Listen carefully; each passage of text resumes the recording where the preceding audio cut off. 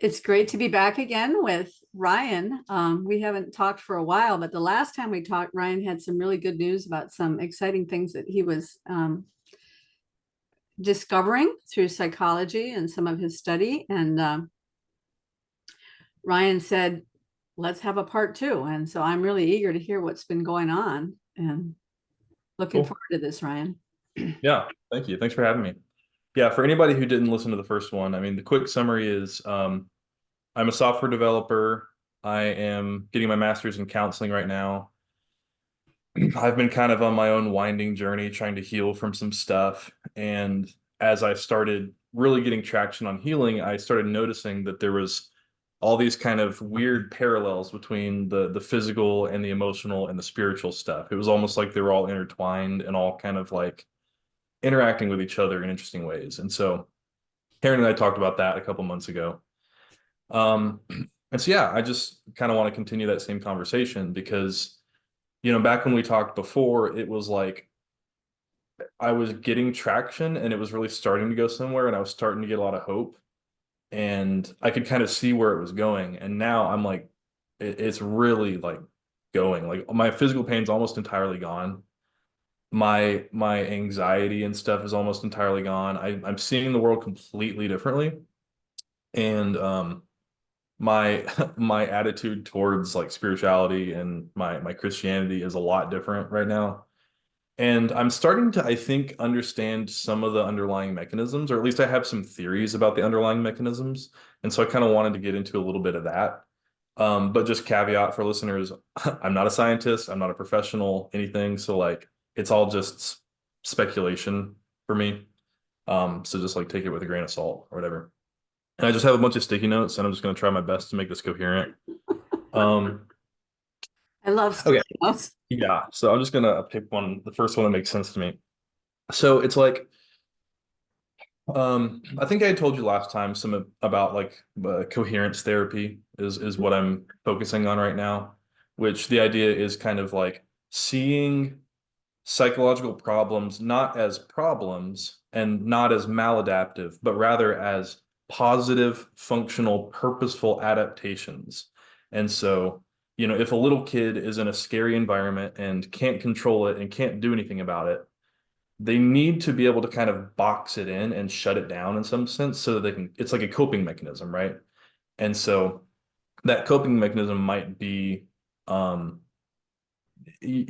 some distortion or some like kind of floating away and disengaging, being able to escape into something, right? And that idea was really helpful for me emotionally because I started like that was when that was really what first got the ball rolling and got me thinking like, huh, maybe all of my anxieties and stuff is not just like my brain being broken. It's really stuff I developed earlier on that was serving some purpose. And if I can kind of lovingly, curiously look into that purpose, maybe that'll help transform it. And it did, right? And then as I was working through that, I started having these strange experiences with my body where, um, like, for example, I was sitting right over there in a chair, maybe like a couple months ago, like shortly after we talked. And I was talking with a friend. I was like, we were just talking about life and processing some stuff. And I had this moment where I realized, like, oh, I'm no longer angry towards this particular person in my life. And I just kind of suddenly emotionally like accepted that, like, wow, I really forgive this person. I really have no animosity towards them. And as soon as I realized that, my back went like this stuff just released, right? And I've had those experiences a lot. Like it's happened probably 10 times in the past year to the point where I'm like, okay, this isn't just random and I'm not making this up. Like there is some real connection there. And it can go in the other direction too. And so, that one was I had this kind of emotional catharsis that led to a physical catharsis. But I've had the opposite too, where sometimes like my body pain is just bothering me so much that I'm like, I'm sick of this. I'm gonna go get like a resistance band and just pull on it and just pull my shoulder out, which can help relieve the tension and it can, rearrange stuff in a helpful way. But then for the next, sometimes the next like 5 or 10 hours or the next day or two, even, I would get lost in all this emotional stuff, like some really, really intense anger or some really intense despair. Um, and the first time that happened, it was kind of frightening because I'm like, I don't know what's happening. Like I didn't know to make the connection to the fact that I had just released a bunch of body stuff.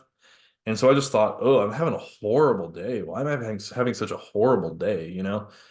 But I kept having that experience over and over to the point where I realized, like, oh, okay. So if I release the body tension without first resolving the associated emotional stuff, then I am then kind of forced to grapple with the emotional stuff all at once, right?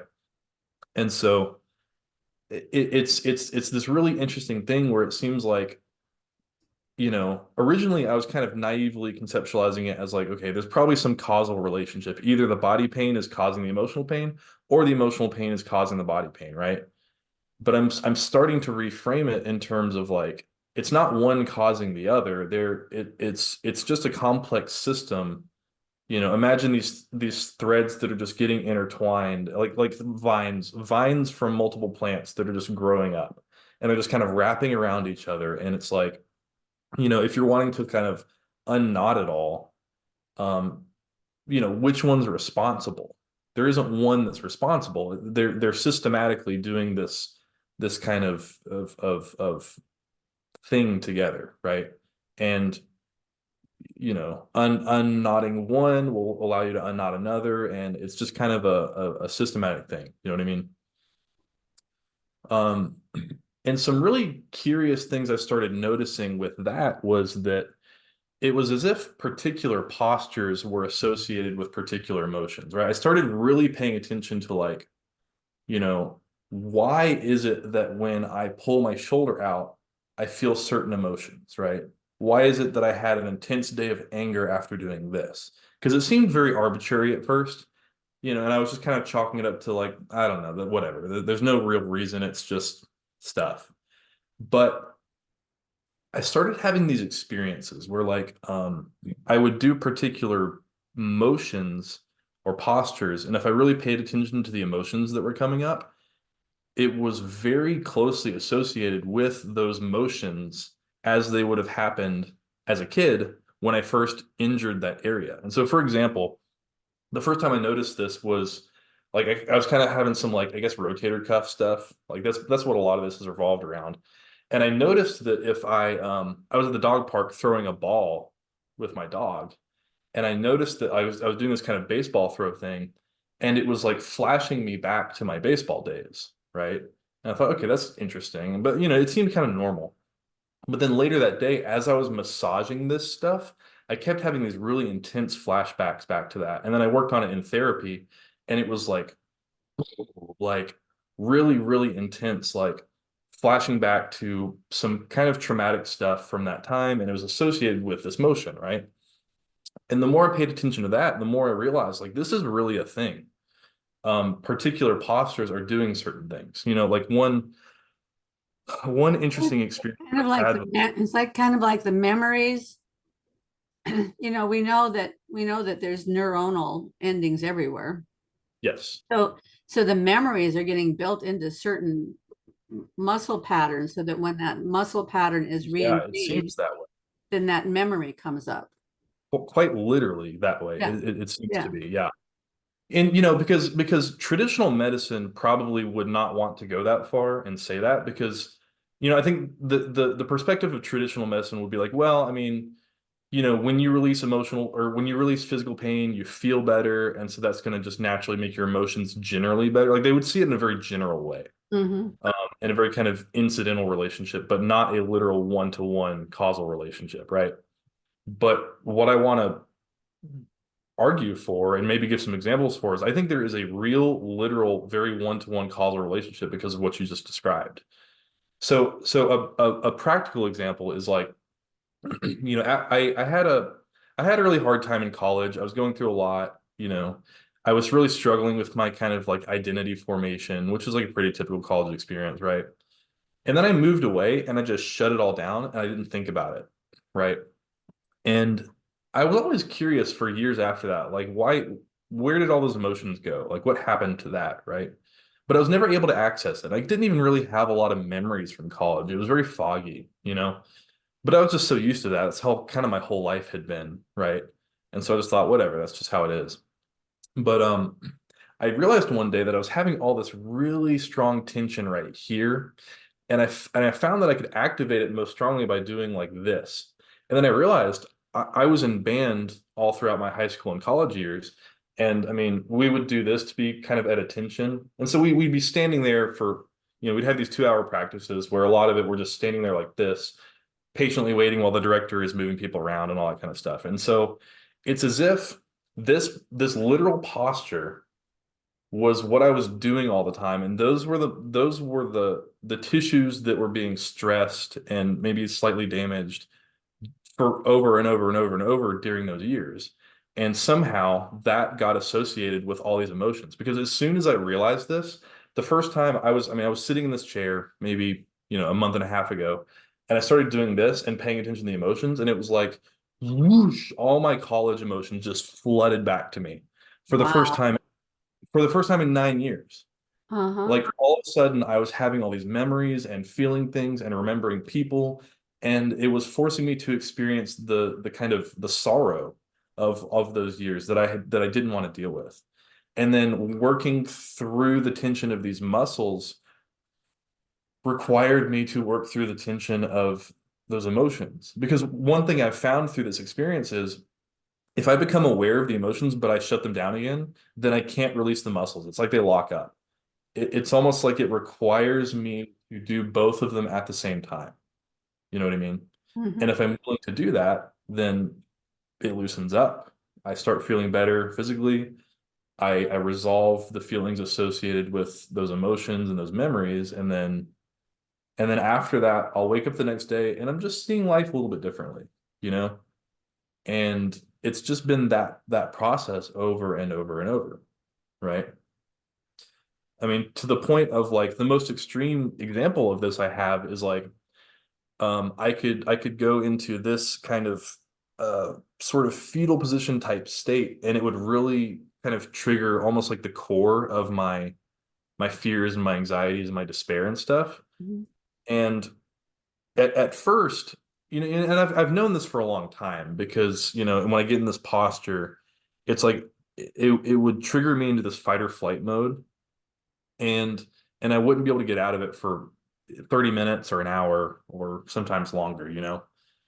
Um, but as I've gotten better at paying attention to all this, I've been able to start shifting back and forth more easily. And so I can go into this posture and activate that feeling. I mean, it's not really there anymore. There's not a lot happening at this point. But back when there was a lot, it would be like, oh, I'm really immersed in my despair. I'm immersed in my fear and stuff. And then I could work on getting to where I come up and I'm more in this more kind of like big, wide, expressive, more powerful stance. And it would actually shift my emotions. But it was very difficult to transition between these states, right? And for some reason at the time, what made sense to me to do was to start working on like a little computer simulation of some of my ideas. Like for some reason in my head, that's what made sense to me to do because that's the type of person I am. I love that. Yeah, and I don't it's hard to explain. I don't want to get into too much details, but like imagine like a little amoeba, a little circle, and then there's little dots scattered all around the world, like little, blue and red dots, let's say. And you can move the mouse to kind of guide its attention. And what it's doing basically is the little amoeba, it's just paying attention to everything that's around it, everything it can see nearby. And it has kind of memories in like a little neural network inside it. And it's just feeding the sensory information through the neural network and then making decisions about what direction to move. And so it's going to be entirely based on the memories, right? And so let's say, the amoeba is right here and there's a little blue dot here. It generally just wants to go towards stuff. And so it'll move toward the blue dot, and that information will kind of get transferred through the network. And it'll store most of it right here because it's pretty localized, right? And so now the whole network, like this part has a memory of a little blue dot, right? And so let's say it goes towards more blue dots. Now this part has a lot of blue information, right? But this part doesn't. Okay. And so if there's a blue dot down here, this part is still less inclined to go in that direction because it's all been localized up here. Does it kind of make sense? Yeah. Yeah. I mean, And I then have no idea how you'd do something like that, but it totally makes sense. it doesn't even matter. It was just how I was kind of thinking through the problem. And then I had this moment where it was like I was working on this and it was making sense to me. And then it's really weird, but I had a moment where I all of a sudden realized like, oh, I imagined eyes being on this thing and the eyes being the direction it's going. And I suddenly, it was like it finally connected the cognitive with the emotional for me, like in a really deep way, because I realized, oh, that's actually what's happening in my brain, like, or in my mind. Like, I have these moods that have become localized to certain parts of the network, and I can activate that by, by my posture. And so I can activate the little segment of the mind that has all the fear, and then I can move into the other part of the mind that has some of the more kind of rah, like life, that doesn't have the fear, right? And it was like this massive light bulb for me where I suddenly realized like, oh, both of those are me. They're just parts of me that are not talking to each other, right? And I know this sounds kooky, but like the moment I had that realization, suddenly I was then able to rapidly transition between the different moods. And so, like I was saying before, it would take me, I would get lost in my emotions like this, and then I would be kind of in a state of hypervigilance for like an hour until I could finally get out of it, right? But after I had this experience looking at my computer program, I could transition between them in a few seconds. Like it was like my emotional brain finally accepted that yes, Ryan, these parts of you are both there. They're both real. They're both you, and they're both safe to access. Does that make sense? And Mhm. once the emotional part of me accepted that and the cognitive part of me had an explanation for it, then it was like free to alternate between them. And then, combine that idea with kind of like Bruce Ecker's work and the whole memory reconsolidation thing, where alternating back and forth between two different perspectives actually links those networks together. And then once they're touching, they can share information, right? And that's, reconsolidation. Uh, it's just a process built into the brain. It's not even a process. I mean, it's literally just the parts of the network are getting activated and then they're touching. And now that they're touching, they can Well, and transfer. so, I mean, that's one way where they're communicating with each other. And the other way is the connection that you've discovered between the physical posture or stress or tension or movement and Yeah. the memories. So now you have two sets of two parts of your bodies talking to each other. You have the two sets of memories that can now talk to each other, but then you also have the memories stored in the muscles that can talk to the cognitive side and the emotional side. So it's like you're rewiring the whole setup, right? Absolutely. I mean, and I've talked about this with you before. It's none of this seems surprising to me. It's surprising to me that nobody discovered it before, but it's not surprising to me that you've discovered it because you are so patiently willing to observe and to use yourself as your own, you know, not guinea pig, your own target or whatever, right? You're willing to, we could use the word witness. You're willing to witness your own states to see what Yes. your states are. Um, just like in a finite state machine, you're willing to see what's happening at each moment and Right. observe that and consider it.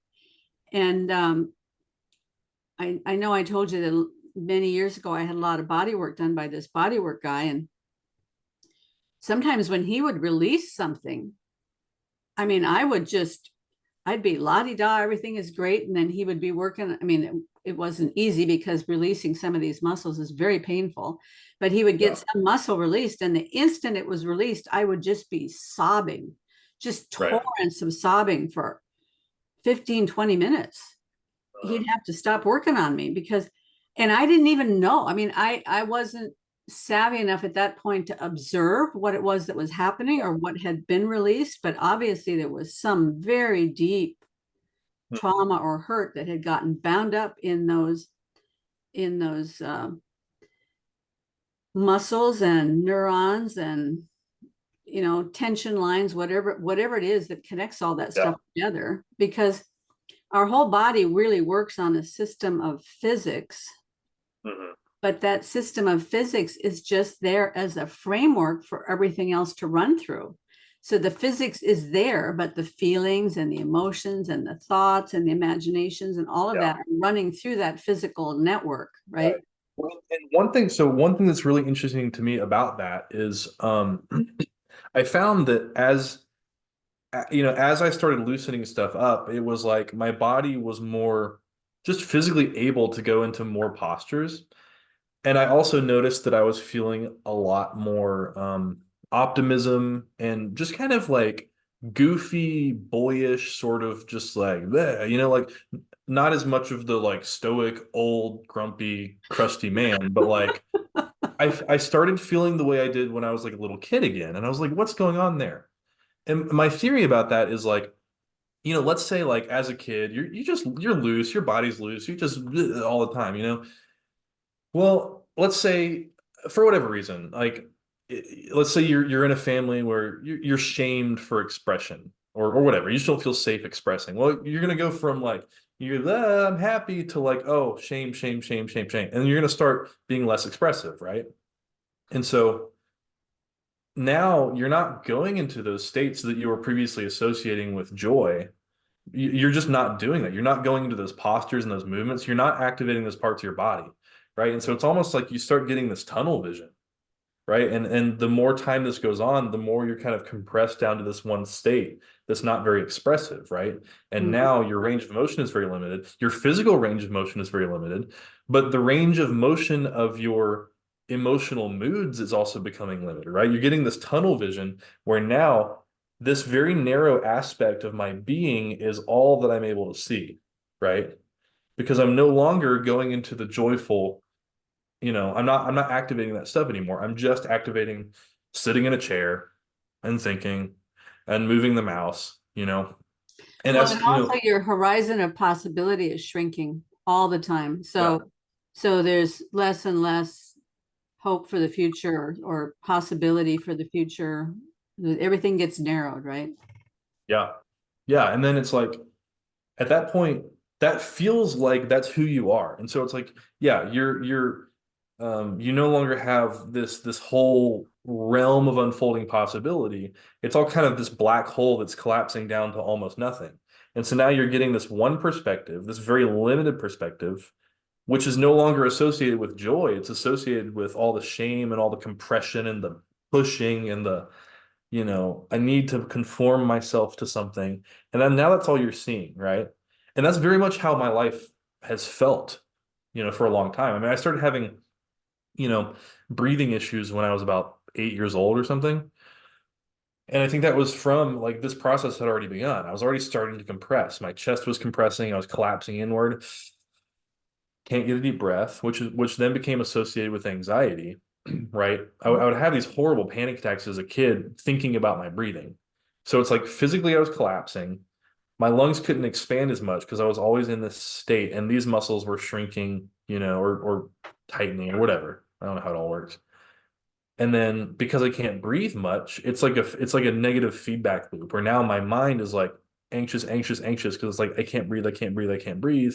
And it's probably also kind of fixated on like shame, shame, shame, shame, shame. And so it's just collapsing, right? And I've had basically by undoing all the physical pain and all the emotional stuff, it's like reversed all this, right? And so it's like I can get deep breaths again. I am just kind of naturally more like bleh, expressive and like out there and just like enjoying life and having a good time and not caught up in that narrow perspective because it's like, oh, I can see all the possibilities. I can look in all the different directions. I can move in all the different directions. It's freeing, physically, emotionally, spiritually, it's very free, right? And it's just been super interesting. Another aspect of this is balance. And so I've noticed it most with like left and right. So a lot of my pain has been localized to the right side. That's where like 80% of it has been. And my best theory at this point is that like I spent all my time in front of the computer as a kid. I mean, 12 hours at a time. Just any free time I had, I was in front of the computer because it was my escape. It was my safe place. It was like where I felt good. And it's where I felt like I had control. Because, there were aspects of my life that I didn't feel like I had control and were scary to me. But on the computer, I could control everything. I could make this machine do whatever I wanted. And so if I immersed myself in this and this thing had become my whole world, now I'm in control of it. And so these muscles are the ones, similar to the band thing where I was doing this all the time. Same principle. It's like I was moving the mouse all the time. I was stressing certain muscles, all the time. And that became my whole world. And all of my stress started getting stored in those muscles I was activating, right? And so as I've been undoing this, that's where a lot of it has been localized, kind of in this region, all the way through down through here. But what I found is that, for most of this process, I would just massage one side of my body at a time, and I would get really lost in emotions. Even if I did it kind of slowly, it's like I'd spend hours massaging this and loosening things, and I'd be lost in the despair and the self-pity and all the stuff I was associating with, like, the reason I'm escaping into the computer. It's like I had to go and feel all that in order to loosen all this up. But then what I started realizing is, once I would like have a big release, like let's say I released something in my shoulder and it was able to start moving this direction, I would then usually need to do a similar thing on the other side. But I would have a totally different mood associated with that. I would go do it on this side and it would be more like anger.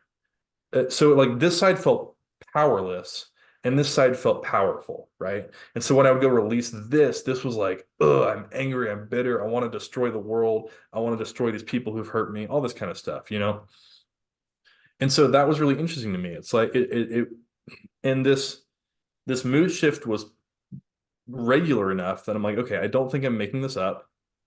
It's this side for some reason is associated with one thing and this side is associated with another. And then what I found relatively recently, maybe a month ago, is that it's actually much more effective for me to do both at the same time. And so if I'm like massaging, like if I know that I need to release like right here, instead of just doing this, I'll start doing this. And what's happening is I don't get lost in my emotions that way. It's almost like somehow they're counterbalancing. So the powerless side and the powerful side are like dialoguing with each other, right? And so neither one is dominant. And what happens is if there's a twinge over here, that twinge isn't probably in the same spot over here. And so it's like this one has knowledge of what's normal and what's healthy, and this one doesn't.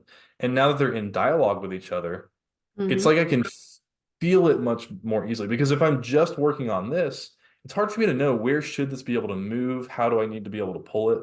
But if I'm doing them both at the same time, I can feel what it should be like over here. And so then I can go, oh, yeah, okay. So it's like they're normalizing each other by being in dialogue, right? And because the dominant side, I'm right-handed, so my dominant side is storing some aspects of experience, and this one isn't. And now that they're talking, it's like, oh, they can loosen much more easily. Does that kind of make sense? Oh, it makes total sense because one of the things Aaron always told me is that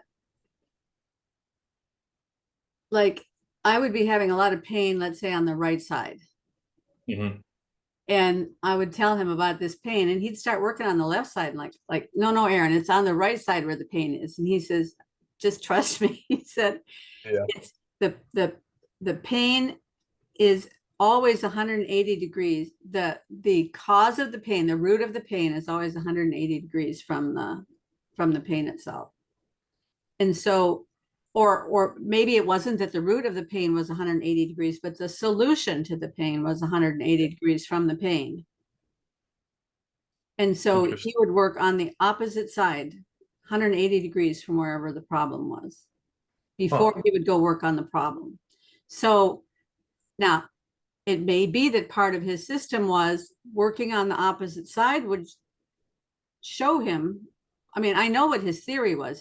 His theory is that the solution is over there, but it may be that in his act, the reason he came to that is that in working there, he could feel what the right thing was. And then he could, when he got over to the other side, he could fix it. But I don't know what the exact key is, but I do know that that because we're supposed to be perfectly balanced, that these things have to be worked on in tandem somehow.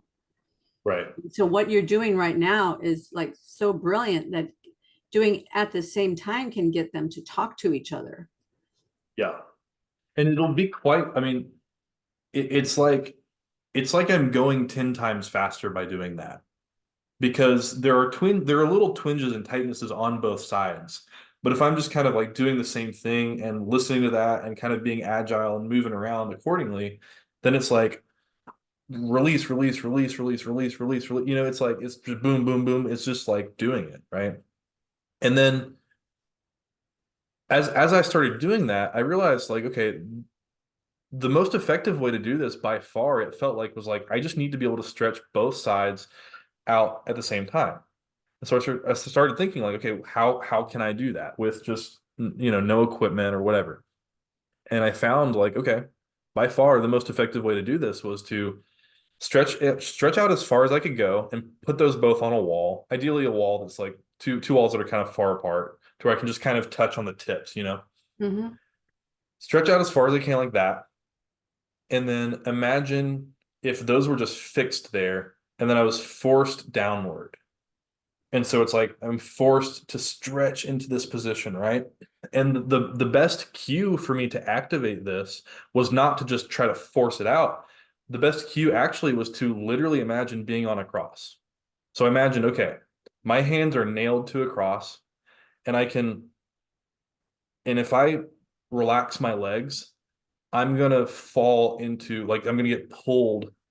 And ultimately that's what I want, but it's very, very, very painful, right? Mm-hmm. And so it was the perfect cue for me because it was able to let me be in control of how much I'm wanting this, and let me like work through my unwillingness to submit to it, if that makes sense. Because now I'm like, okay, I can push up with my legs and get back to normal. Then I can imagine like, oh, it's hurting, it's hurting. I need to pull down. I need to let it go. I need to let go. I need to release my spirit. Father, into your hands I commit my spirit, right? When I fully commit to that and let go of it, that's when it really pulls apart, right?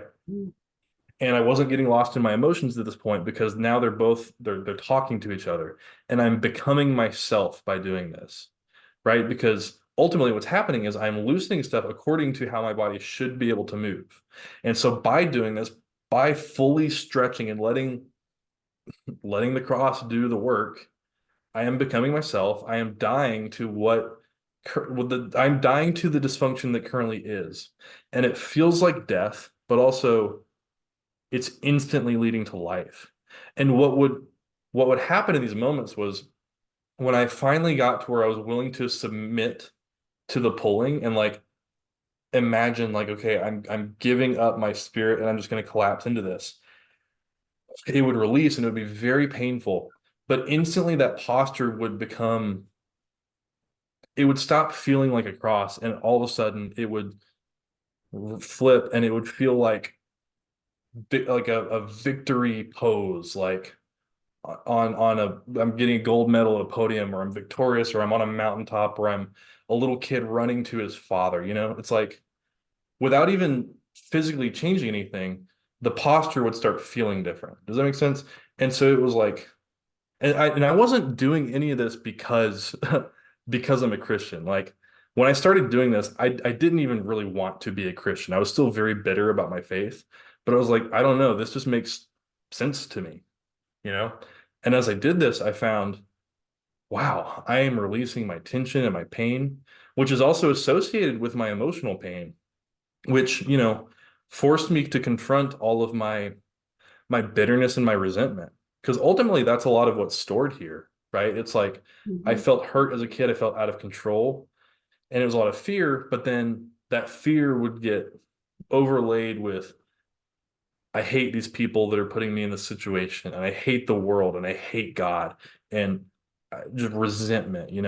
And so by doing this, by forcing myself to be on this cross and get to the point where I'm willing to submit to it, it was like at the same time, I'm emotionally working through my resistance to letting go of my sin. You know what I mean? But as I did, I would find that suddenly it doesn't feel like I'm letting go of something I want. I'm I'm letting go of it so that I can experience life. It's like I would be doing this cross thing and pulling down, and instantly I would experience forgiveness for people. In the same way that when I was sitting on the chair and I realized that I forgave someone, my back went. It's like this was kind of the pinnacle of that process. It was like getting me to just do it and do it fully and do it completely. And I would have these just beautiful cathartic releases of anger. And then it's like I would just feel transformed afterward. And what I found is like I've started doing this like every day, just like bear your cross every day, like do this thing, go to this thing and force myself to release the tension that has been building up, which is forcing me to confront my emotional issues, my fear, my anxiety, and also forcing me to confront my spiritual issues, which are intertwined. And so it's like this posture of full submission, right?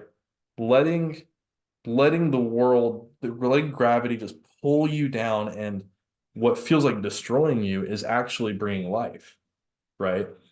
In all three areas, the physical, the emotional, and the spiritual all at once. And I have a pretty, I think, decent, scientifically validatable mechanistic explanation for how that's happening. And so I just find that very, very interesting, to say the least. Well, there's sort of an allegory. I'm going to get the names wrong now, I know. In the Old Testament, when the Israelites came against the Amalekites, and I'm embarrassed now. Was it Moses? Was it Abraham? Must have been. He's holding his arms up, and as long as his Yeah. arms are up, the battle is going well, right? Yeah. And then he starts to get tired and his arms start to fall. Mm-hmm. And then the battle starts to go badly. And then Right. Aaron and Hur come on either side of him. So it must have been Moses, right? Aaron and Yeah, it Hur, was Moses. And Aaron they, and they Hur come support on either side of him. They sit him down Yeah. on a rock, and then they come on either side of him and they lift his arms up. And as long as his arms are lifted up, Mm-hmm. I mean, there's so many places in the scripture that talks about when Jesus says, if I be lifted up, I will draw all men unto me. And and so he was lifted up in that posture. But then when we lift up our praises to him in that posture, that is also drawing all men unto him. And when we lift up our arms in that posture, and it can't just be an external posture, it has to be that submittedness internally, right? And then, so that's kind of what you've discovered, is that the way to access that submission internally is to let yourself fall. Yeah. Keeping your arms up. The reason this is really interesting to me is the very first exercise Aaron ever taught me when he started rebuilding my back was something he called bliss, BLISS. You go to a doorway that's roughly 30 to 36 inches wide. You put your arms horizontally, standing at the doorway with your palms against the doorway, the rim of the door, right? And then you bend your knees, so you're letting your body sag, so your arms are staying here, exactly. Your body is sagging, and then you lean into the doorway so you can go beyond, so your arms are actually moving back.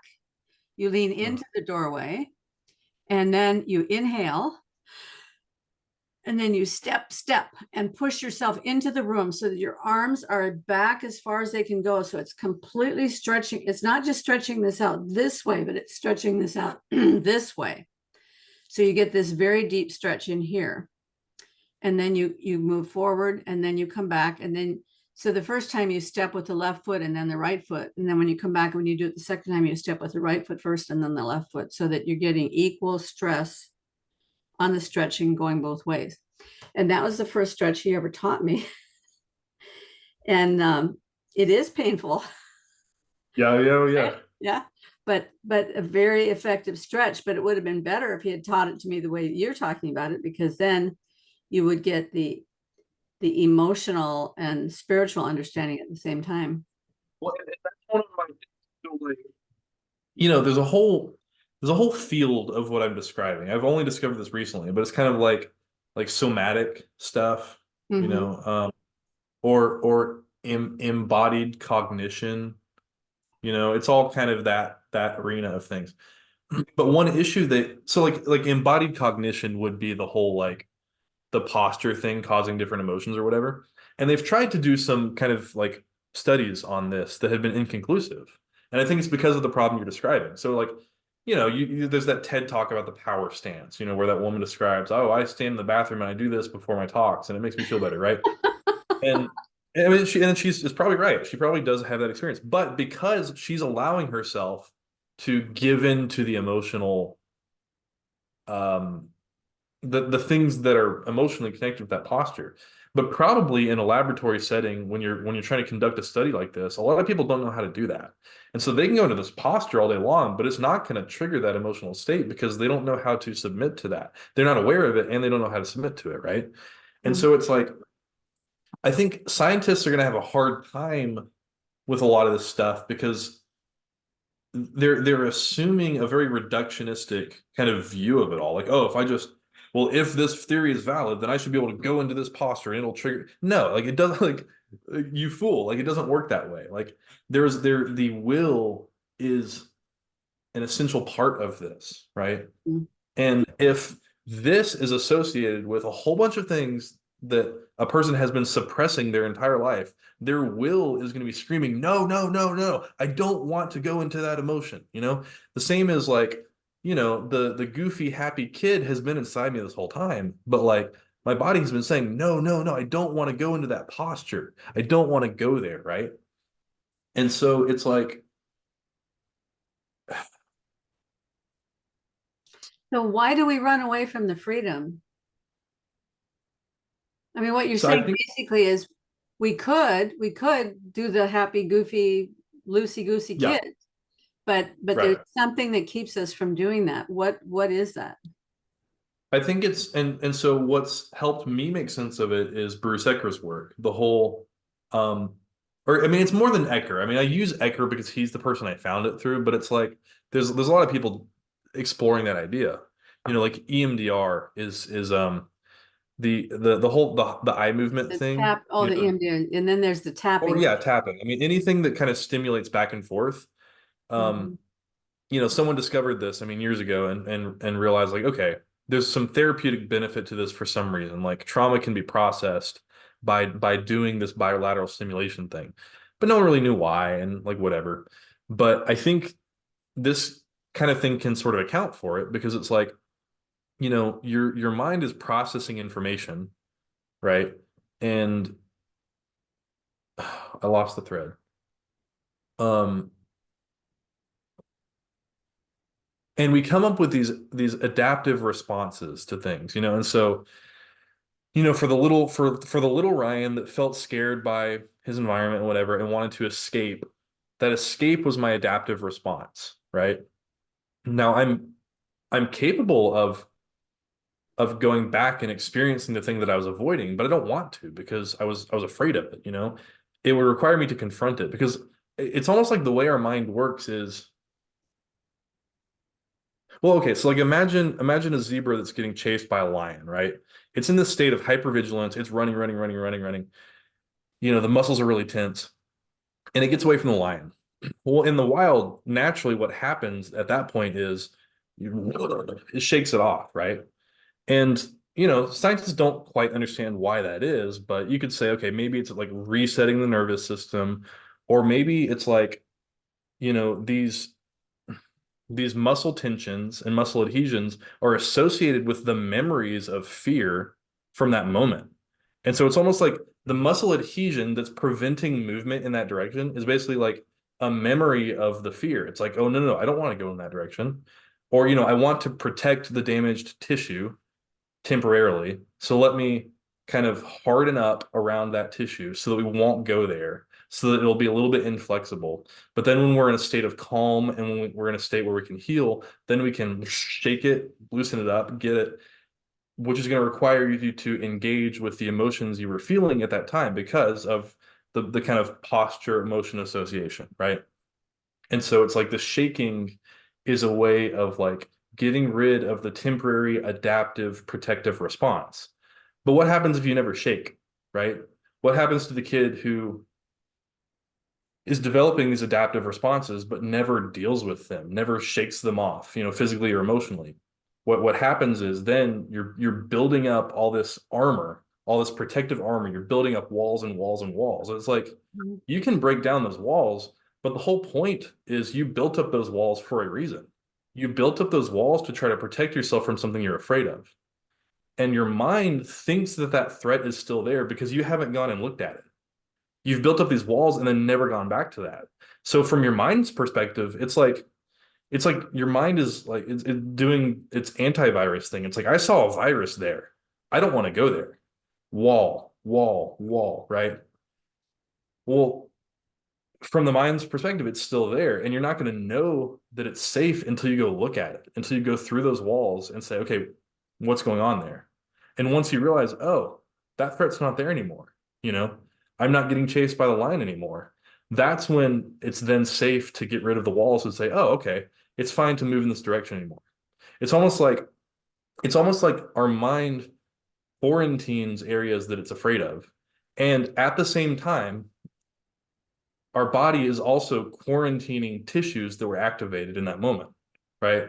And that's kind of speculation on my part. I don't really know if it works that way, but it kind of makes sense, right? It's Well, like you said if I earlier about adhesion makes a lot of sense to me because if this is allowed to go on over a long period of time without being dealt with, then it becomes much more difficult to undo. You can't just shake it off anymore. Once right, you go back and look at it and say, okay, well, this is nothing to be afraid of, so I can let this go. Now it's going to require work. It's going to require yeah, concerted effort to get all of that loosened up again, because there probably are fascia that have been, damaged or tangled up with something, and there are adhesions in the muscles and in the connecting tissues and all of that because of the constant stress. And there's probably what my mother used to call proud flesh, scar tissue built up around some of these things. And so this is why it yeah, took you so long to work through it with your yeah, muscles and everything, right? So it's almost as though there's going to need to be a new clinical environment that's kind of a connection between body work and psychology, and not just the one or the other, or you need to work in teams or something like that to yeah. deal with some of these And issues. it sounds to me like that would be enormously beneficial for a lot of people. Um, it would require a paradigm shift in the field, in the helping field, because we're so segmented. We're so Cartesian that we think the mind and the body are totally separate, and that's starting to change. That book, The Body Keeps the Score. It kind of has really seeped into pop culture, and a lot of people are starting to be aware. Oh, there is a real connection between mind and body. And I think through these kind of somatic experiential therapies like EMDR, people are starting to clue into this problem. Like, okay, there really is a connection between mind and body that we should respect. Because like in something like EMDR, you're actually paying attention to the body as a metric for seeing how intense the trauma is still stored. And so you can say like, I have a ton of anxiety, and I'm imagining a moment of anxiety that I had recently, and you'll be asked, okay, where are you feeling that in my body? Okay, I'm feeling it right here. And then you're told, okay, focus on that. And literally it's like, okay, you start focusing your attention, you start witnessing, you start paying attention to that, and then and it's like something about that allows you to then engage far more deeply with the mental network that is associated with that, right? And so this is starting to become more widely accepted. But yeah, I think it'll probably be some time before people would really be willing to accept like you need deep body work alongside deep emotional work. But I do think it would be effective, you know? And so I would love to see some of that kind of stuff pop up. Well, you may be the guy to make it happen. Who knows? Maybe so. I don't know. Yeah, I mean, as you're working on this with your master's work, maybe you need to make some connections with people that are effective in the bodywork area, you know. Yeah, probably so. I mean, I know you've connected me with Aaron. We haven't talked yet, but I imagine I imagine he and I would have a lot to talk about. Mm-hmm. And you know, I'll be doing my school like internship with people who are on the same wavelength, I think, with Mm-hmm. me about all this stuff. You know, and in their own way, they're trying to kind of enter into that space and recognize that okay, we need not just to deal with people's mental stuff in counseling, but also kind of their well-being as a whole because it's all interconnected, you know. Well, I mean, it totally makes sense that anxiety is not just a mental thing, right? I mean, I don't understand how it could have gone for such a long time with the idea that anxiety is strictly a mental Yeah. thing, because anxiety just affects every aspect of your physical being as Yeah. well. I mean, it drives the heart rate and the breath rate, and um, Mhm. it has such a huge physical impact on a person that it only stands to reason that it's also arising out of at least partially a physical cause, along with the mental Well, and I think emotional cause. it's kind of the master and his emissary problem, you know, the McGilchrist stuff. It's like we've philosophically for many generations now, we've bought into this idea that, oh yeah, my mind is in control. My cognition is in control of everything. So I just get my cognitions right, everything will work out. And it's like it's just not true. It's like, but it's going to require us to have the humility to admit that because I think that probably is very scary for people to admit, you know? Like if I admit that my cognitions are not really in control of my life, what does that mean? That means then that my body is and my nervous system and all these things really are mattering a lot and they all need to be in dialogue with each other as equals in a sense, you know? Or even if you want to get really dark with it, I mean like a you know, like an evolutionary psychologist might say, well, you're primarily your body and your mind is just kind of an evolutionary edge that you developed, but like it's just a thin layer on top that, you know, and maybe more of that perspective could be helpful. I don't know. Well, but on the other hand, I mean, you did talk about how you came to a place where your mind now recognized, oh, wait, now I understand intellectually what was happening. And that in itself, that realization helped you immensely. So, I mean, the two Mhm. do have to work. It's like these two sets of things have to meet. They have Yeah, to talk I to each guess they come together. That's almost like what it's been like in my experience. Like that moment where I was looking at that computer program and had that light bulb, it really felt like the moment where heaven and earth touched. It's like I had been living up in heaven. I've been living in my cognitions for my whole life because I was so dissociated. And then I kind of had some knowledge that the body stuff was relevant, you know. But then once I kind of like joined them, it was like, oh, now they're in dialogue with each other. You know, this incarnation has happened, right? And now other. Mhm. this loving, healing relationship can can begin, you know, in a way that it really hasn't for my whole life, you know. Well, that in itself is a beautiful picture of the joining of heaven and earth being a joining. Well, I mean, it's like we've talked about so many times that marriage is really like at the foundation of everything. And that the marriage between heaven and earth, the marriage between Christ and the believer, um, that it is a marriage that where that loving care has to be working in tandem together to keep that unity, you know, to keep the Yeah. unity in the spirit, that's the beautiful thing that brings the healing and the wholeness and Yeah. Yeah, Yeah. it's pretty cool. Yeah, and it's like the way it felt, quite actually, like I was describing earlier with that narrow mindset that I had as a very dissociated, person living entirely in heaven. That part of me had to be willing to come down and die. It had to be willing to connect with the physical, connect with the body, and it had to be willing to let that perspective go away for the sake of seeing the whole thing, for the sake of bringing it all together.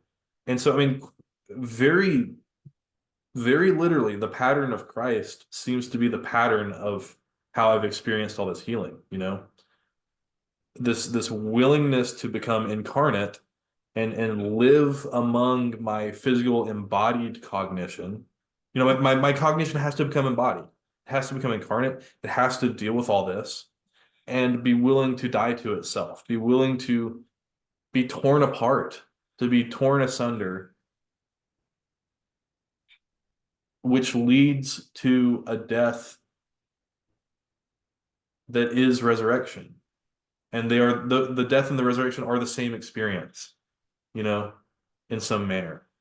And that leads to healing and unity and now heaven and earth are connected eternally. It's like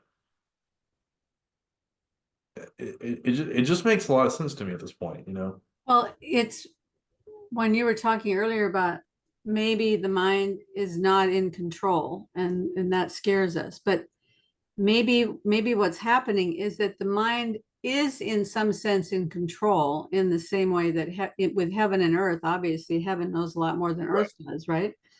But Yeah. the mind has to give up control in order, like kenosis, like Christ gave up everything in order to come to earth and be incarnated into the flesh and to dwell among us. And the mind has to give up control in order to come and be fully embodied so that the healing can take place in the whole person and not just in the head. Right? I mean, Yeah. that's what I hear you saying. And I mean, if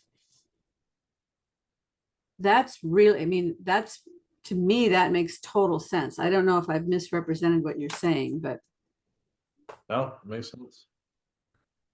And I to kind of shift gears a little bit, I mean, part of um part of what I'm realizing through this is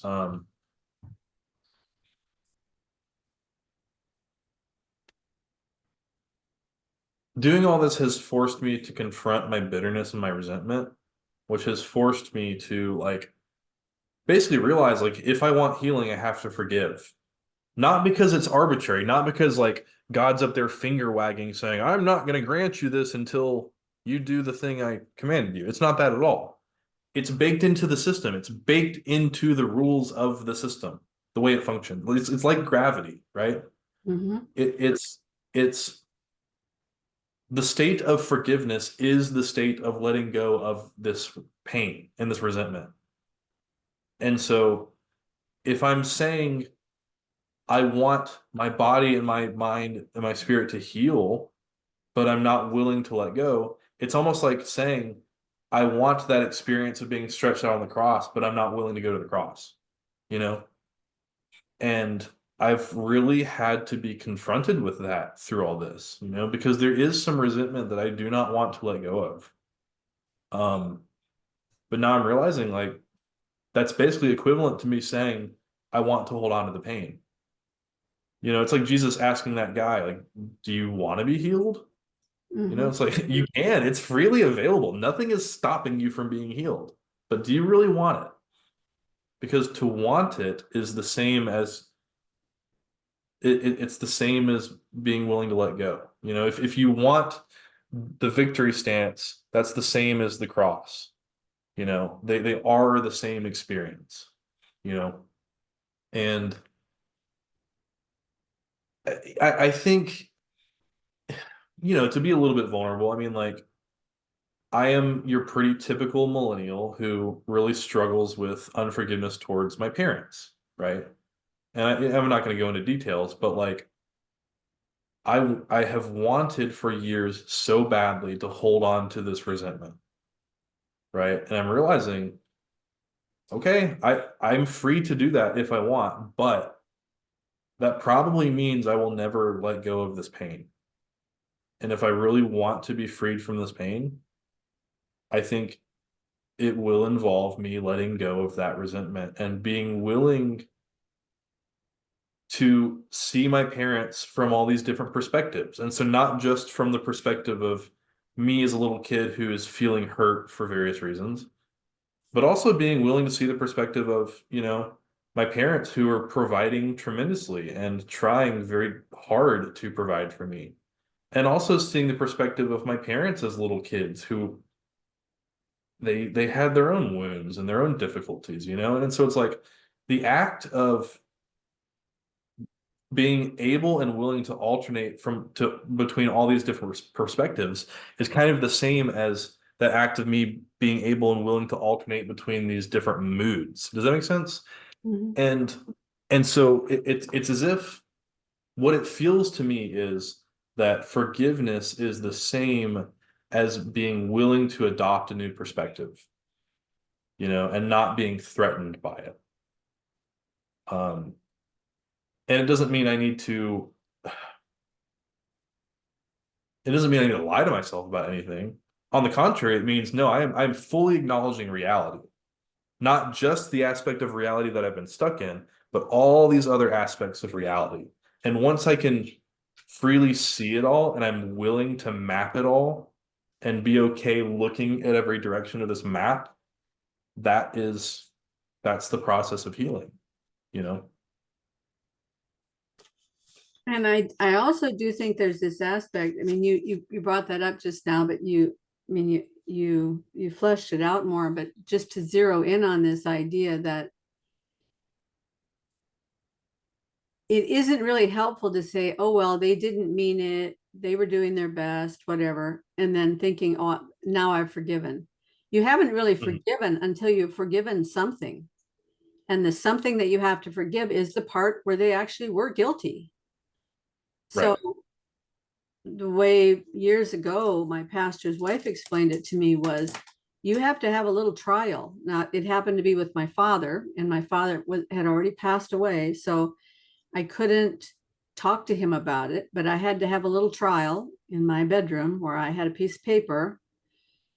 These are the things that I was holding against him. These were the things I felt that he had where he had hurt me, things that he had even though he had his own wounds and all of that. I mean, I understand all that. Nevertheless, my life was affected by these actions that he took. And have a trial and figure out, was he actually guilty of things or not guilty of these things? And which of them was he actually guilty of? And once I had the trial, then I could say, okay, now as the judge and as the jury, I can say, okay, he's guilty, but I am going to forgive him all the consequences. And I am going to just say, not that he's not guilty, but he's forgiven. He's pardoned. Yeah. And I can do that. I can pardon him. And then when I do that, then that also takes the burden off of me because I'm no longer carrying this thing around anymore. But if I didn't have the trial and actually confront myself about what actually was the guilt and what wasn't the guilt, and you could spend all day balancing the guilt against all the good things. He gave me life. He supported us to the extent that he was able to do, and all of that kind of stuff. But that doesn't help with the forgiveness issue. The forgiveness issue Right. you have to be forgiving something. Just this amorphous, oh, well, they did the best they could. That never gets at the root of the bitterness, because the bitterness is there because of some actual, maybe not always. Maybe some people are holding bitterness over something that never really happened. But then you can have that talk with yourself too. Did that actually happen? Did it not actually happen? What was Yeah. the impact on me? But simultaneously, while you're doing that, you also have to let go of your own need to shift the blame onto somebody else for things that you yourself are currently responsible for. Right. Yeah. So both of those things have to happen. Yeah. That makes sense. Yeah, and like the assigning responsibility thing has been on my mind a lot. This is kind of the edge of my thinking, and so this might be wrong, but like, to just take a practical example, like let's say, I've had all this pain associated with me using the mouse all the time. I mean, basically, like it feels almost as if my like carpal tunnel syndrome has just like spread throughout my body. Um, in the past, I wanted to kind of naively assign blame to one entity for this. Like, okay, who's responsible for my pain? And I don't know how to answer that question. I don't think there is an answer because, like, okay, I was sitting in front of the computer all the time because I chose to, so I'm responsible. But why did I choose to? Because I was in an environment that I was afraid of and I was trying to escape, you know? And so all the things associated with that environment are responsible. And then, my family could have said, "Hey Ryan, like get your butt off the computer and go outside," you know? And they did that some, but not very much. And so like there's some responsibility there. There's some responsibility with just I'm growing up in the internet age. If I was living 1,000 years ago, there'd be no computer to sit in front of. So it's like you can look at responsibility at all these different layers and levels of abstraction, and it's like it's all it's all there. And so at that point, it reminds me of the brothers Karamazov, the kind of like uh, saintly patriarchal religious figure in that book, this whole Dostoevsky novel. He Mhm. kind of gets into this idea where he's like, he recommends the main character, you need to see the world as like you are responsible for everything. And I didn't really get that at the time when I read it. And I'm not even sure I agree with it necessarily, but I just find it very provocative. And I think it kind of relates to this, where it's like, okay, well, my muscle pain, who's responsible? I'm responsible. And then my family's responsible, my community, my culture, everything is contributing to it, you know. Um, and something about realizing that and emotionally accepting that was very helpful and healing for me, even though it raises a lot of questions also, you know. Well, I mean, the thing about seeing yourself as responsible for everything is good in at least in this respect. Now, full disclosure, I haven't read Brothers Karamazov. I've heard Jordan Peterson talk about it plenty, but I haven't read it. Um, let's say I'm responsible and that's nested inside my father's responsibility and my community's responsibility and society's responsibility and all that. Yeah. Okay, but who can make a change? I'm the only one that can make a change. So if I see Yeah. myself as responsible for everything, then something will happen because the only moment I have is right now. All that stuff that Yeah. happened in the past, nobody has any control over that. I don't have any control over that. All I have control over is what I do right now. And that's if I see myself as responsible for everything, then I know what to do. I know what step to take because I can handle the responsibility that I have. Now, in Yeah. reference to your carpal tunnel pain, you're working through that emotionally, physical therapy, you're working on that in every way that you can. So you're doing what you can with the responsibility that you have for that because part of it was your responsibility. You can't Yeah. fix the other people, obviously. Right. You can't fix the society. Right. Yeah. All you Yeah. all you can fix is the part that you can fix. But I also believe that God is faithful. And if we work on the responsibility that we have in the moment, then he can take care of all the rest of that stuff because he's a loving God. He's on our side. He actually cares that we can work through things. So when we take on our responsibility, he comes in and he makes up the difference. Mhm. And that's just the way I see things. Maybe there's a naivete there. I don't know.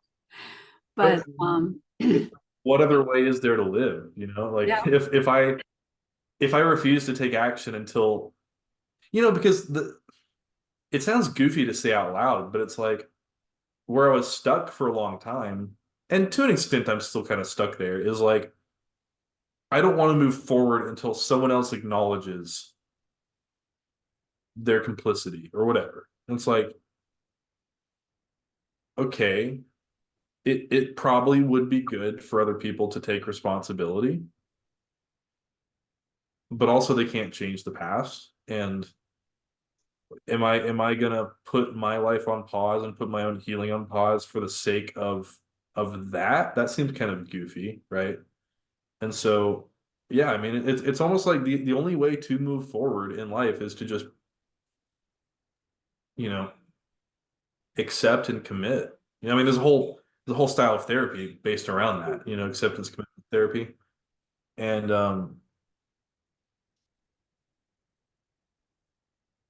but it also requires you to confront your own the sense of unfairness that can come with that.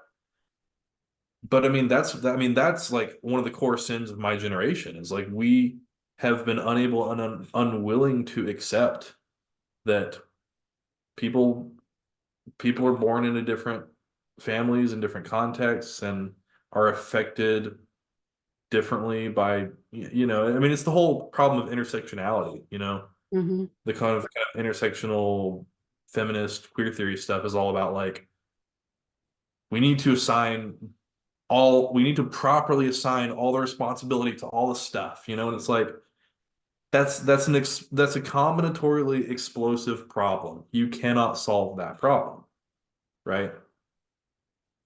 And I just like I don't want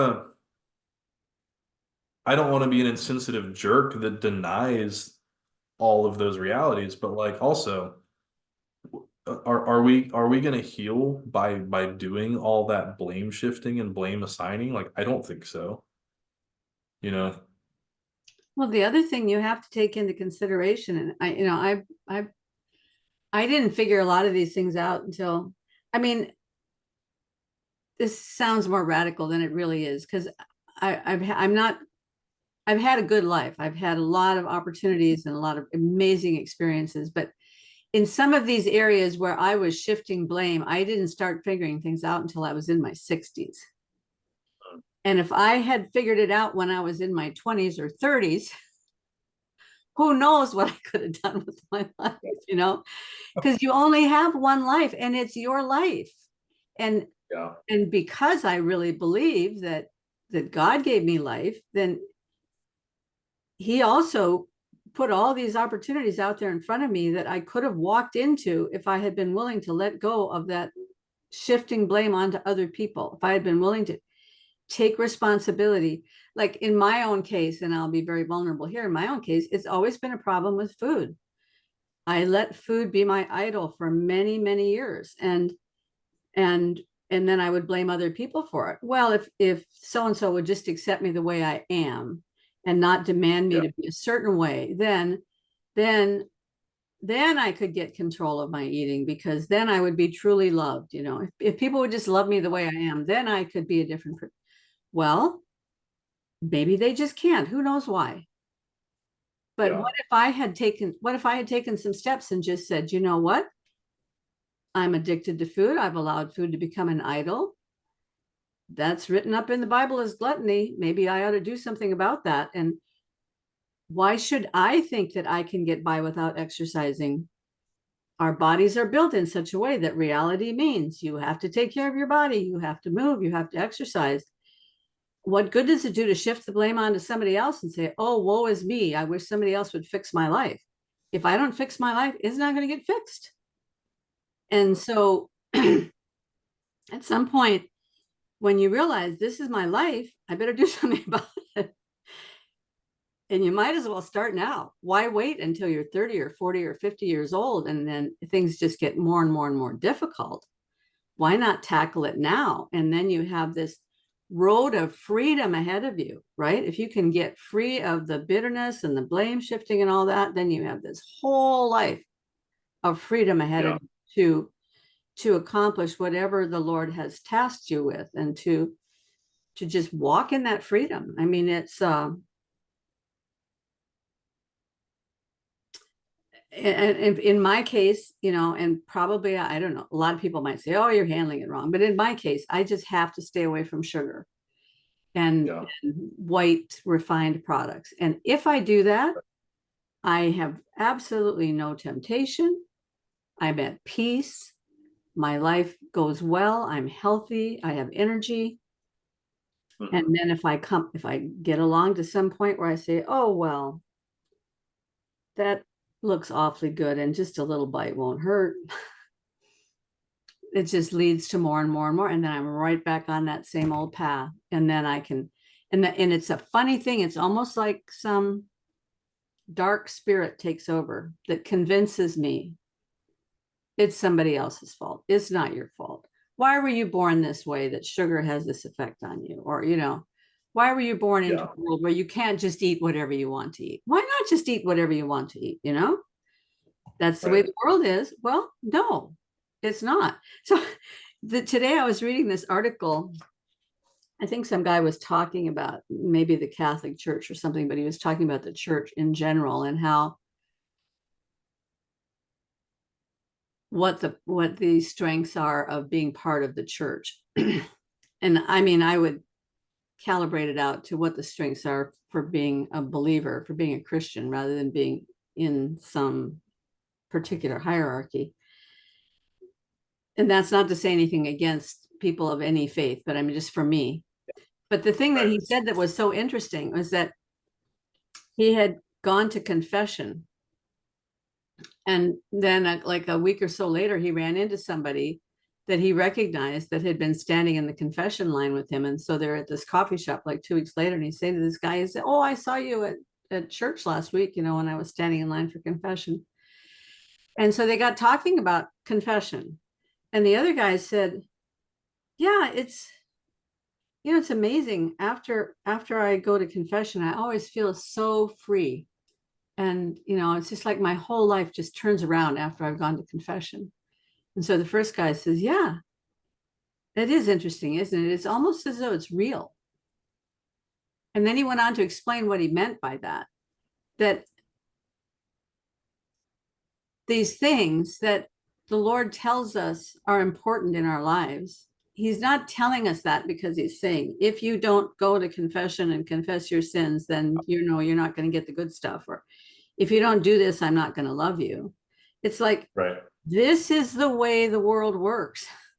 And when you do Yeah. these things, this is the world you can, this is, if you want to dwell in the kingdom of God with all the riches and freedom and glory that exists in the kingdom of God with other believers as citizens of heaven in the here and now, you can do that at any minute just by starting to obey, because obedient Yeah. leads you right into the presence, right? It's exactly like to map it onto the kind of materialist terms we were talking about earlier. It's like going to confessional or going to confession and like saying out loud those parts of your mind that you're terrified of. It's equivalent to saying, hey, go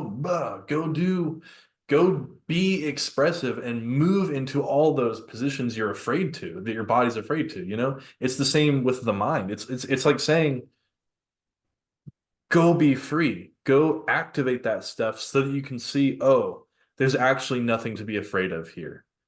Go, you know, that area of your mind that you've built up all these walls around and you're afraid to go look at, go look at it. Go in that confession booth and look at it, and you'll see that there's nothing there anymore. There is no threat. It has been removed, it has been forgiven, it's gone. You know, and it's like, exactly, it's not arbitrary, it's not finger wagging. It's like, go be free. This is how you be free. The truth will set you free. Acknowledge reality. Go look at the things you're afraid to look at, and you will see there is no threat. Unless, of course, there is threat. I mean, some people are actually genuinely in threatening situations, right? But like most of the time, we were in threat in the past. Our sin was causing destruction in our lives. And now it's like, okay, if you move on from that and then you go look at it like, oh, there's nothing to be anxious about anymore. Like, yeah, there's consequences from it, maybe, but like we're here now. We're here in the present now. We're not back there. That's the past. That already happened, but we're here. You know, and I think things like confession can kind of draw that out. In a way, yeah, that's not arbitrary. Yep. Yeah, I mean, God is just so good, you know. He's so good all the time. And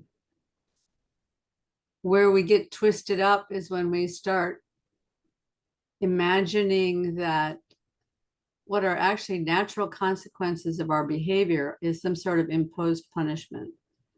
And then that feeling of having this punishment imposed on us gets us to puff out our little chests and get all involved with pride and why are you doing this to me? And I don't deserve this kind of treatment. When it's just the way the world is built in a certain way. And when we dwell in it in reality, then it's very beautiful. But if we choose to dwell in our own illusions, so I had a very interesting thing today when I was studying the Bible. I had been looking at 1 Kings 16:26, and it's about the Omri, who was one of the kings of Israel, and he was, as always, the kings just get worse and worse and worse, and so he was the worst king of anybody who came before him. And at the very end of that verse, it says something like, because he took Israel and led them on the path of idols. So I thought, well, okay, what is that word idols in this verse? Because there are many different words translated idol in the Old Testament, but in that verse, what is it? And I looked it up, and it's actually the word hebel, which means, well, hebel was the root of the word, and that means emptiness or vanity. Or illusion, or, you know, the idea of nothingness, like it's all nothing. Right. Then I looked closer at the word, and hebel is the root of it, but the actual word is, and I'm not going to pronounce this right, but it's something like behebel, Bethlehem.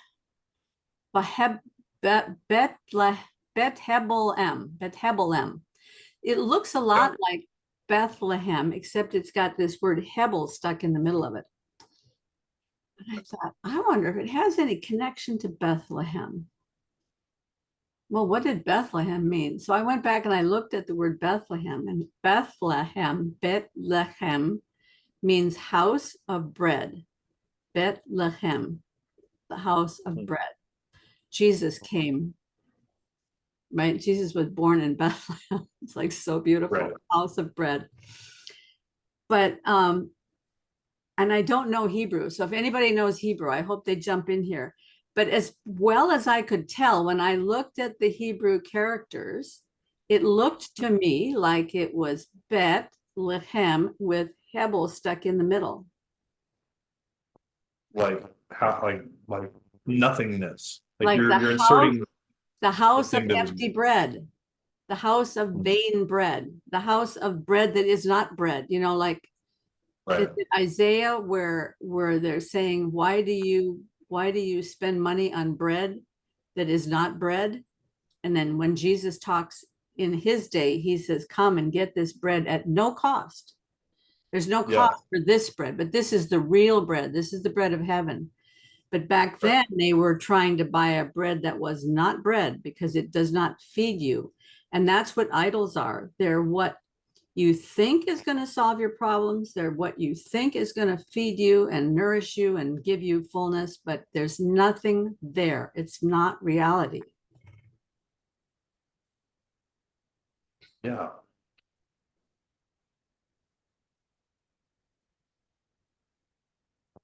Yeah, I mean, that's just that seems to be what I'm finding with all this healing stuff. It's like, it feels almost like tautological in a sense. It's like I've been searching for the solution to my pain. And it's almost like I was saying, I'm not going to let go of it until I find the solution. But like,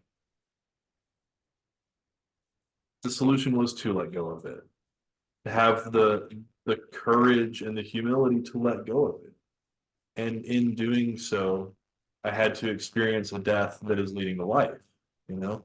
And that's not, it's not a punishment and a reward. It just is the way reality works. I have to be willing to change if I want change. You know, I have to be willing to let go if I want to let go. Like I mean, it sounds stupid to put it that way, but that's in hindsight, that's kind of how it feels. It's like, oh, all along I've had the agency to let go of this pain and this resentment and all this stuff that's just gunking up my life, but I've been afraid to for various reasons, you know? And it's almost like I wasn't willing to confront that problem until the pain got so bad I couldn't handle it anymore, you know, which is in a weird way a mercy. Because if I had lived the rest of my life with kind of a dull pain that wasn't super bad, but it was just like, this stinks. I might have gone the rest of my life in that state, you know? Mhm. And so it's just very, I don't know. All this is very curious to me. Yeah, especially that whole part about what is a mercy, what is a blessing, you know? And I think a lot of people will say once they've come through on the other side that the real blessings were the things like that that catapult you out into the chaos. And which is always one of the things I liked about Jordan Peterson is that he teaches that when you're in the chaos, that's where all the new possibility and information resides. So you can look around in the chaos and you can discover things. And you got plunged in the middle of this chaos and you opened your eyes and you witnessed what was there and you observed what could be seen and what could be understood. And you observed yourself in the midst of it and you saw where God was applying his mercy and you got this revelation, right? Yeah. But that probably would not have happened if you hadn't been plunged into the chaos. Yeah. And it's a revelation also that I feel like, you know, everyone's experiences are different, but I'm so glad I've had this experience now going into my new career as a counselor, because now I've experienced what that transformation can look like and what is involved in that. And it's like I just have this newfound optimism for like, yeah, people can change, like people can heal, like things can happen, you know, and it doesn't have to be because external circumstances change. It's, you know, a lot of my issues were because of the way my mind was processing information. And now I'm processing information differently. I'm seeing differently. I'm just aware of things I wasn't aware of before, or aware from a different perspective or whatever, you know? And that just it makes me excited to think that like, okay, that's available to a lot of people, you know? I think there's a lot of people that can find some relief through that, but it will require, you know, maybe not as literally as it was for me, but it will require, kind of metaphorically speaking, a cross, you know, that Mhm. will seem like this unbearable death and suffering, but once it is accepted and submitted to, it will actually be life, you know. Um,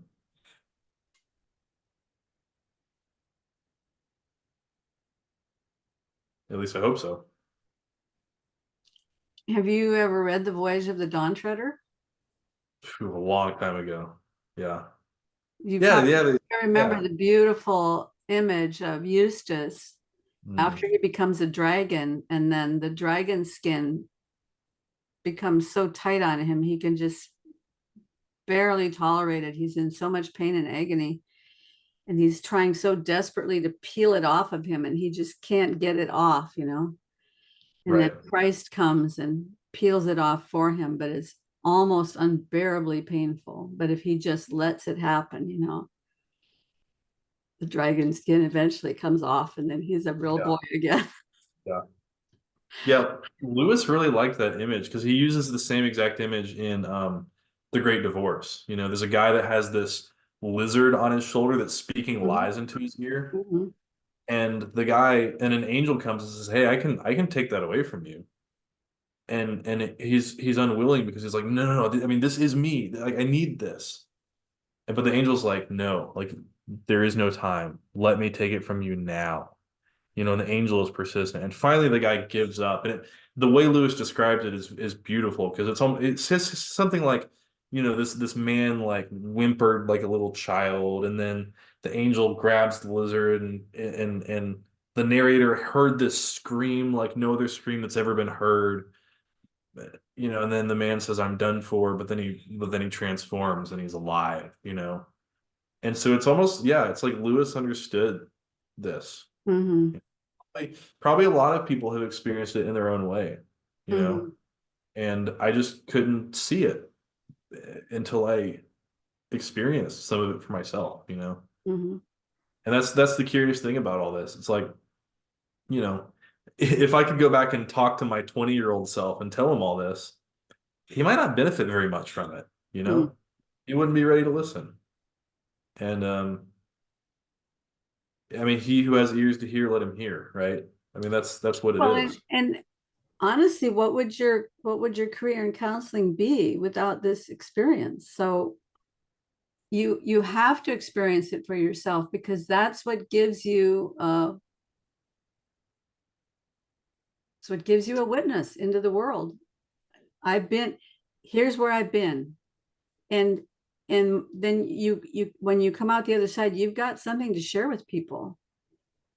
You've got a truth that you couldn't have gained any other way. You could read about that in the book and you could say, well, now in this book, such and such, it says this, but how powerful is that going to be in anybody's life? Yeah, not much.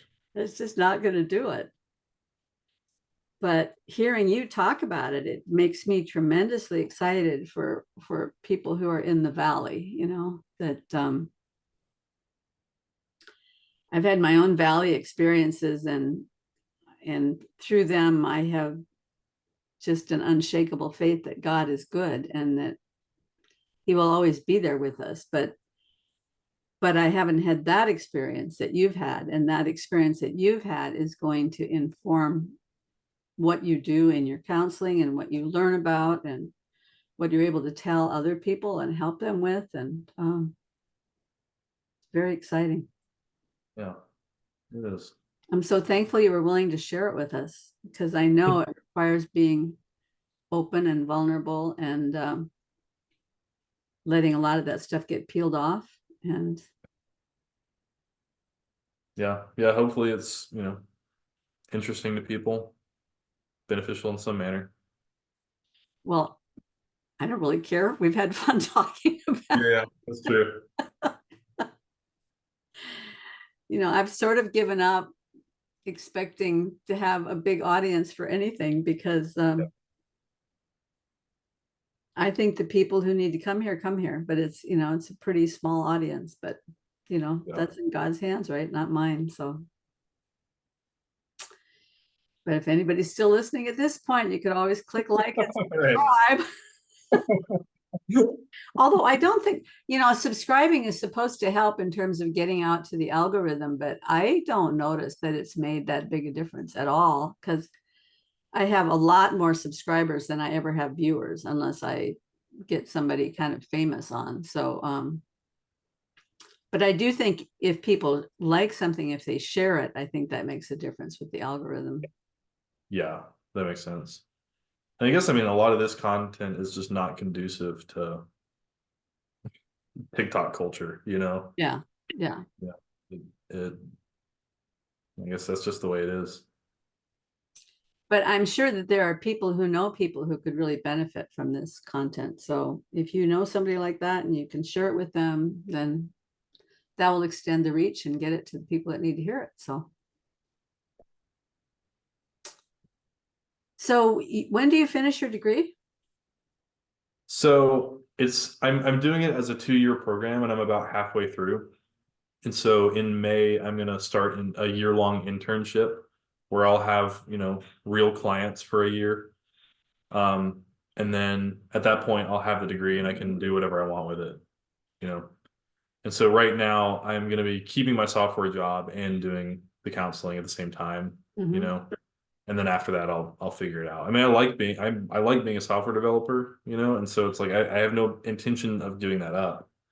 Um and Well, so especially if you can design these little, mhm. I don't know what you call that thing that you designed, that little widget Yeah. that Well, yeah, I mean, to I kind of really want to flesh that out. materialize what's Yeah. happening, right? Well, what's interesting is it was powerful for me in my own way, and I've showed it to two other people, and both of them gave me like, I mean, it was like a very powerful experience for them as well. And so it's like, okay, it really seems like that there might be something beneficial there, you know, Mhm. because fundamentally what I was trying to do with it was show that um perspectives can be localized in the mind, and each of them, when you're operating from that perspective, it feels like reality. And so it allows you to kind of toggle between these two modes where you can see, oh, this seems like reality, but then you can look at the whole thing and go, but wait, they're all there, you know? And the kind of key component of this thing is like this thing would move on its own once it's started having memories, you know? And so it's almost like you're training it like a little baby, you know? At first, it has no knowledge of anything. And so it's just going to follow the mouse and go to whatever's nearby. But as it starts gaining experiences, it starts moving naturally towards however it is perceiving the information from that angle, you know? And so if if this side has a lot of experiences with red, it's like, oh, I want to go towards red, and this side doesn't, this side won't care about red, but this one will, you know? And so you can kind of see how it chooses to move in that direction. And then once it gobbles up the red over here, it might not care about red over here. So it's not going to like instantly go that way. And so you can kind of see in real time, oh, there are various perspectives that are driving the behavior of this entity. And it's all about those perspectives. Mhm. And the way those perspectives are interacting with each other is based on the landscape of this neural network. And so if you can get those two things to connect with each other, now those previously separated perspectives have become unified. And now the whole thing is going to have a cohesive, coherent, consistent response to stimuli, you know? And that feels like the process of becoming unified, you know? So like I'm personally like my therapeutic, the way I see therapy is like Gestalt therapy, where it's like, you know, when you have all these parts that come together, something emerges from that that's greater than just the little parts, you know? And so that's just what clicks with me. And that's kind of how I made that little computer program. And anyway, I bought a domain name. Like I'm planning to like really flesh it out and make it a thing that I can show people and they can look at. And so like hopefully it'll be beneficial, you know, but I'm It just not. occurs to me that it might even be beneficial. There's several of these groups, like Braver Angels, and I can't think of some of the names of the other groups, but they're all working on this problem of the polarization Yeah. and how the polarization is increased because we each get in our own little silo and then we only look at the thing that's drawing us. Yep. And it sounds very similar to that on a cultural level, societal level. Yep. And that was a big thing for me as I was designing it because it seemed like it's a pattern of reality at a bunch of levels, right? Because I'm mostly applying it to my individual self, right? But yeah, you're right. It's like it's the same as, you know, you could think of this little amoeba as like the global community, you know, we're all, you know, we've got this little corner of the internet over here, and then you've got like, you know, Sam Harris's little corner of the internet over here and all these other little corners. And it's like the extent to which we're dialoguing with each other is going to be the extent to which we are sharing perspectives and becoming a unified whole. Now, whether that's a good thing or not, I don't know. And this was one of my fears as I was doing all this for myself was like, when I started realizing I've got all these little separate selves within me, I was terrified. Like, what's the end result of this going to be when I bring them all together? So I thought, like, I literally do not know who I will be at that point, you know, because I've been living from this one perspective and like this is what I know.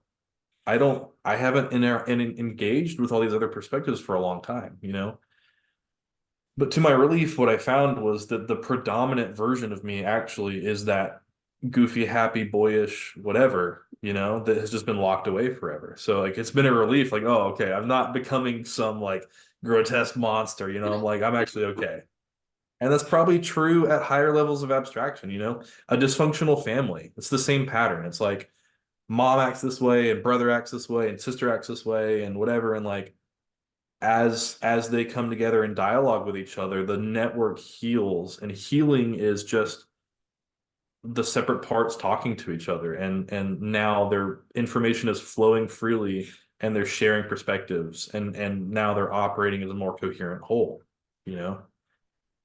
And so Yeah, that's really true, especially with, and that's really true with families, and I'm sure it's true also at a societal level, and it's probably true also at the individual level, that dysfunctional families tend to triangulate, where yes. A wants C to know something, so they tell B, you tell C. Mhm. And then C wants A to know something, so C talks to B and says, you tell A, and they triangulate like this, right? Because they're not talking to each other. But if you can actually get them to talk to each other and listen to each other, then they can actually find out, oh, these are real people. And, Mm. you know, there's no fear there. There's no fear in love. So, and there's no law against love. So the best thing to do is to let go of your own fears and your own apprehensions about things and just get to the business of trying to talk with each other and see what love can do. And Yeah. that's true in with our body mind relationship, and that's true in society. And yeah, it's really good stuff. Hey, we've had a good time here, but we're almost 2 hours in. Goodness Yeah. sake, live. I wasn't looking at the clock, so I Yeah. apologize to everybody that we went so long. Maybe I'll divide it up into two parts. This has been really good. Yeah, Really thanks for having me, fun. Karen. I really enjoyed it. I always learn so much when I'm talking to you, and I look forward to the next opportunity. Yeah, cool. Sounds good. What's your dog's name again? Atticus. Atticus. He's getting kind of restless. He's like, "Why are you still at the Yeah. computer?" Yeah. You know, normally I'm off work around 5 or whatever, and he's like, "Okay, this isn't normal." It's time. Okay. Yeah. Thanks so much, Brian. All Bye. right. Thanks, Karen. All right. Bye bye.